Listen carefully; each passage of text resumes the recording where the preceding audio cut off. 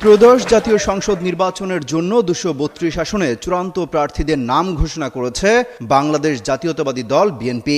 সোমবার এক সংবাদ সম্মেলনে চূড়ান্ত প্রার্থীদের নাম পড়ে শোনান দলটির মহাসচিব মির্জা ফখরুল ইসলাম আলমগীর। আসন্ন জাতীয় নির্বাচনে দলটির চেয়ারপারসন খালেদা জিয়া বগুড়া ৭ এবং দিনাজপুর ৩ আসনে প্রতিদ্বন্দ্বিতা করবেন। এছাড়া ভারপ্রাপ্ত চেয়ারম্যান তারেক রহমান বগুড়া ৬ আসন থেকে নির্বাচনে অংশ নেবেন। মির্জা ফখরুল নিজে ঠাকুরগাঁও ১ আসন থেকে নির্বাচনে প্রতিদ্বন্দ্বিতা করবেন। বিএনপির জাতীয় স্থায়ী কমিটির সদস্য মেজর অবসরপ্রাপ্ত হাফিজউদ্দিন আহমেদ বীরবিক্রম ভোলা ৩ আসনে নির্বাচন করবেন।